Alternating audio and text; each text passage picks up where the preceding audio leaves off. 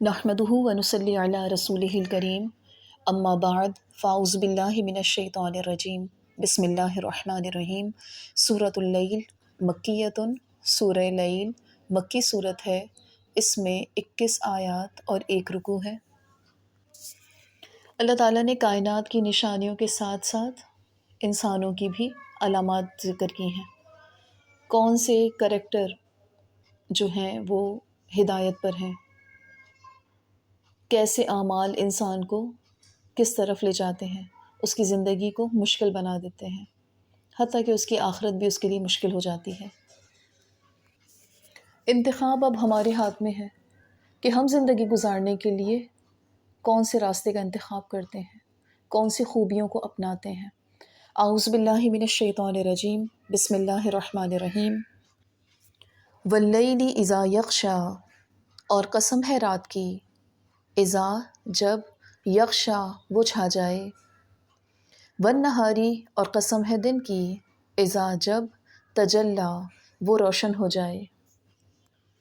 یعنی رات کی سیاہی، تاریکی، یہ بھی خالق کا پتہ دیتی ہے، اور اسی طرح دن کا اجالا، دن کی روشنی، یہ بھی خالق کا پتہ دیتی ہے۔ رات کی تاریکی باعث سکون ہے، باعث اطمینان ہے، اور کچھ اللہ والے ان تاریکیوں میں بھی اللہ کو یاد کرتے ہیں، اس اندھیرے میں بھی اللہ کے آگے گڑ گڑاتے ہیں۔ اسی طرح دن، یہ بھی انسان کی معاش کے لیے، ترقی کے لیے اللہ تعالیٰ نے ضروری بنایا۔ اس میں بھی اللہ سے ڈرنے والے اپنی معیشت کے ساتھ ساتھ، اپنی روزی کے ساتھ ساتھ اللہ کو راضی کرنے کی کوشش کرتے ہیں۔ یہ دونوں اوقات ایک دوسرے کے مخالف نہیں ہیں، بلکہ یہ دونوں اوقات اللہ کی اطاعت میں ہیں۔ جب سورج کو غروب ہونے کا حکم ہے تو تاریکی میں بدل جاتا ہے، اور جب سورج کو روشن ہونے کا حکم ہے، طلوع ہونے کا حکم ہے، تو وہ روشنی میں تبدیل ہو جاتا ہے۔ وَمَا خَلَقَ الذَّكَرَ وَالْأُنثَىٰ، اور اس ذات کی قسم جس نے پیدا کیا الذکر نر کو، والانثیٰ اور مادہ کو۔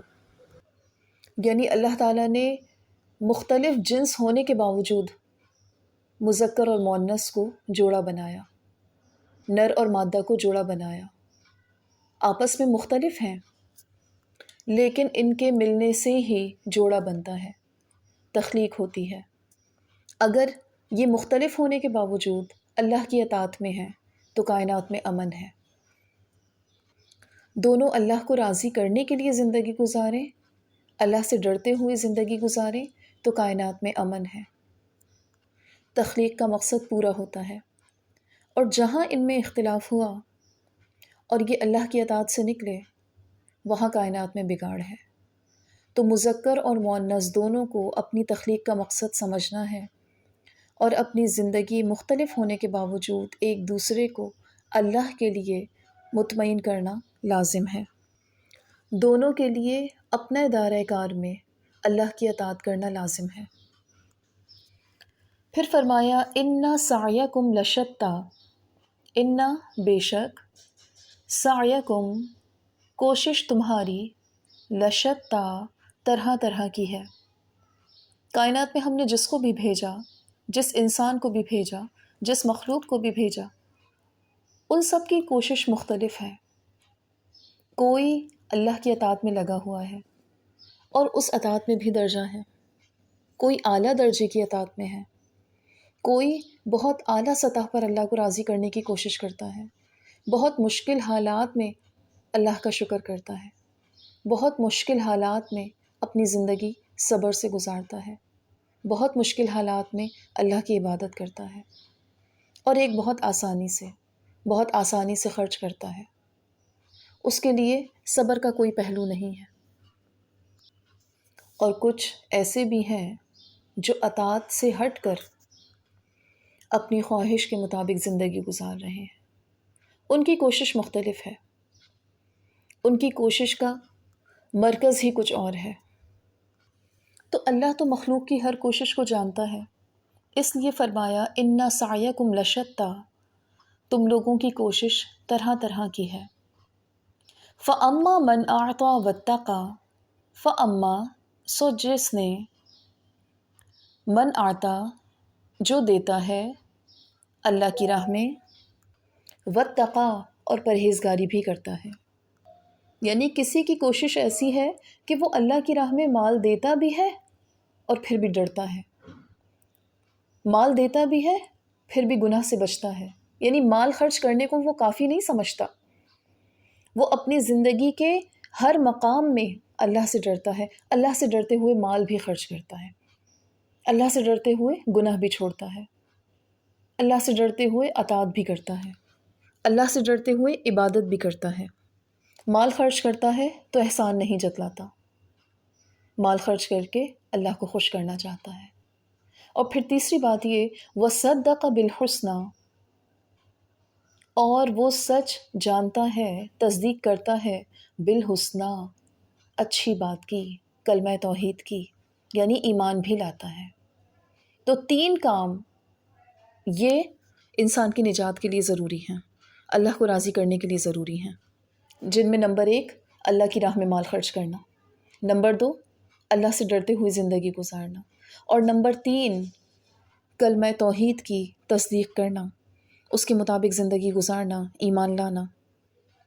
ان خوبیوں پر پوری اترنے والی ذات تھی سیدنا ابو بکر صدیق رضی اللہ تعالیٰ عنہ کی، جو جب مکہ میں غریب اور تنگ دست غلاموں کو دیکھتے تھے کہ وہ اسلام لانے کی وجہ سے زیادہ اذیت دیے جا رہے ہیں، تو وہ ان کو آزاد کرنے کے لیے اپنا مال خرچ کرتے تھے.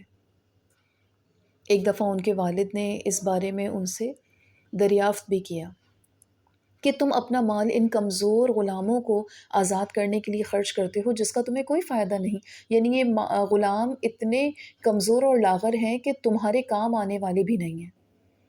تو اس پر انہوں نے کہا تھا کہ ان کو آزاد کرنے کا مقصد اللہ کی رضا ہے، مجھے ان سے ذاتی کوئی بدلہ نہیں چاہیے. اور پھر نبی کریم صلی اللہ علیہ وآلہ وسلم کی نبوت کی تصدیق کی. اس وقت جب کفار مکہ نے آپ کو جھٹلایا تھا تو حضرت ابو بکر صدیق ہی تھے جو آپ کے واقعہ معراج کی تصدیق کرنے والے تھے.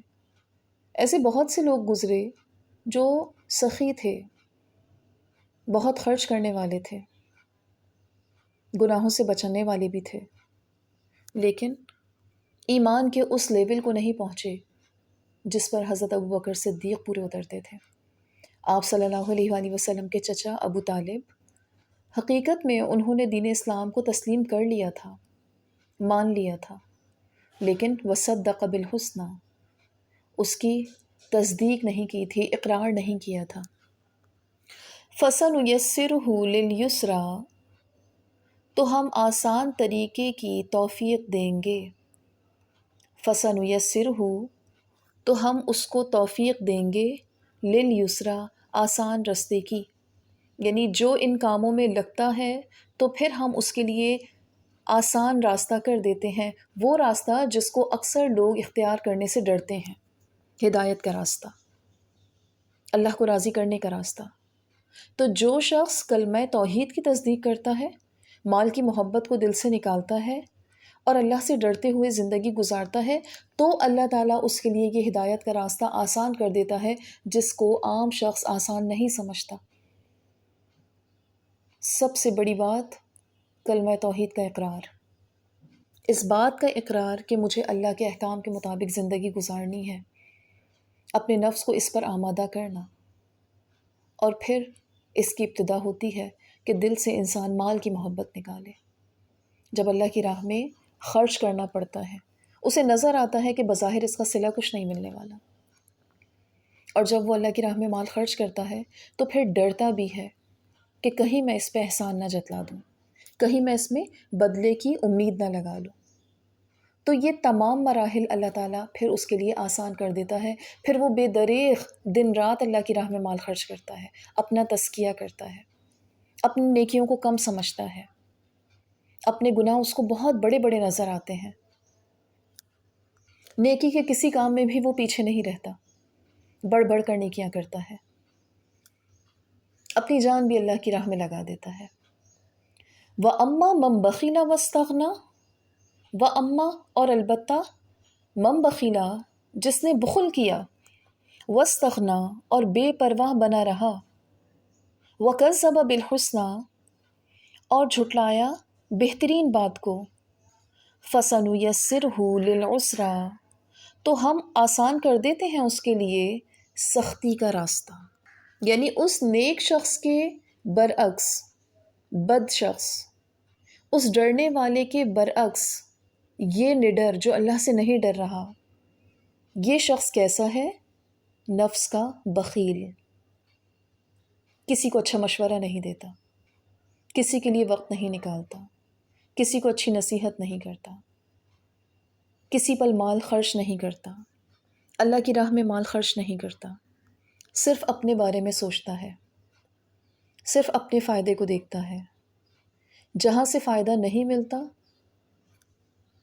وہاں ناراضگی کا اظہار کرتا ہے، بے پرواہ بنا رہتا ہے، آخرت کی پرواہ نہیں کرتا، دنیا میں رشتوں کی، نعتوں کی، منصب کی، عہدوں کی، بڑے کی، چھوٹے کی اسے پرواہ نہیں ہوتی. کون اس سے کس بات پہ روٹھا اسے پرواہ نہیں، کہاں اس کی رشتہ داری ٹوٹی اسے پرواہ نہیں، کہاں اس سے اس کا رب ناراض ہے اسے پرواہ نہیں، کہاں اس نے سنت کو ٹھکرا دیا اسے پرواہ نہیں. وَكَذَّبَ بِالْحُسْنَى اور بہترین بات کو اس نے جھٹلایا، یعنی کلمہ توحید کا انکار کیا، رسول اللہ کی تصدیق نہیں کی، وہی شخص بخیل ہے. ایسا ہی شخص بے پرواہ ہے جس نے نہ اپنی دنیا کی پرواہ کی اور نہ آخرت کی پرواہ کی. فَسَنُيَسِّرْهُ لِلْعُسْرَى تو ہم اسے آہستہ آہستہ سختی میں، تنگی میں مبتلا کر دیں گے، اسے سختی میں پہنچا دیں گے. ایک تو وہ سختی جو اس کے دل کی سختی ہے، جو وہ مال خرچ کرنے میں بخل کرتا ہے، جو وہ کسی کو اچھا مشورہ، اچھا اخلاق اپنانے پر بخل کرتا ہے.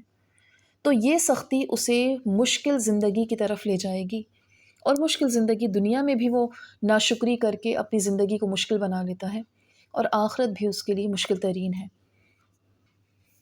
وما یغنی اور نہ کام آئے گا، انہو اس کو، مالہ اس کا مال، اذا تردی جب وہ جہنم کے گڑھے میں گرے گا. یعنی دنیا میں جو بھی اس نے اپنے مال میں بخیلی کی، اپنے مال کو جمع کرتا رہا. اور ایک آیت میں اس طرح ہے، الذی جمع مالا وعددہ، وہ شخص جو اپنا مال جمع کرتا ہے اور اسے گنتا رہتا ہے، تو اسے یہ مال جو گن گن کے اس نے رکھا آخرت میں جہنم میں گرنے سے بچا نہیں سکے گا، اس کے عذاب کو ہلکا نہیں کر سکے گا. یہ مال اس کے دنیا میں بھی کام نہیں آیا اور آخرت کی سختی کو دور کرنے میں بھی کام نہ آئے گا، بلکہ یہ مال، یہ بخیلی، یہ گننا ہی اسے جہنم کے گڑھے میں گرا دے گا. اِنَّ عَلَيْنَا لَلْہُدَىٰ اِنَّا بے شک، علینا ہمارا ذمہ ہے، للہدا البتہ راہ دکھانا، ہدایت دینا ہمارا کام ہے، ہدایت دینا ہماری ذمہ داری ہے. وَإِنَّ لَنَا لَلْآخِرَةَ وَالْأُولَىٰ وَإِنَّ اور بے شک، لنا ہماری ہی ملکیت میں ہے، الآخرہ آخرت بھی، والأولیٰ اور دنیا میں بھی. جو دنیا چاہتا ہے وہ بھی ہماری ملکیت میں ہے، اور جو آخرت کا طلبگار ہے وہ بھی ہماری ملکیت میں ہے. یعنی دنیا دینا اور آخرت دینا، دنیا کی کامیابی دینا اور آخرت کی کامیابی دینا، یہ دونوں چیزیں ہمارے اختیار میں ہیں. اگر کوئی دنیا طلب کرنا چاہتا ہے تو جب تک ہمارا اختیار نہ ہو اسے دنیا نہیں مل سکتی، اور جو آخرت کا طلبگار ہے اس میں بھی جب تک ہمارا اختیار نہ ہو اسے آخرت نہیں مل سکتی. ان دونوں کی ملکیت ہمارے اختیار میں ہے. لہٰذا اللہ رب العزت نے ہمیں دعا سکھائی، ربنا آتنا فی الدنیا حسنہ وفی الآخرۃ حسنہ وقنا عذاب النار. تو جو شخص اللہ کو راضی رکھنے کے لیے دنیا گزارتا ہے، اللہ اسے دنیا بھی دیتا ہے، اور جو شخص آخرت کی کامیابی چاہتا ہے اور اللہ کی رضا والے اعمال کرتا ہے تو اللہ تعالیٰ اسے آخرت بھی دیتا ہے. یہ اللہ کا وعدہ ہے. آخرت کی نجات اور آخرت کی کامیابی تو رکھی اسی شخص کے لیے ہے جو دنیا اللہ سے ڈرتے ہوئے گزارتا ہے، جو اپنی دنیا کی زندگی اللہ کے احکام کے مطابق گزارتا ہے. تو اگر اللہ کے اختیار میں دنیا اور آخرت ہے تو اللہ کی مرضی کے مطابق ہی دنیا اور آخرت گزارنی ہے.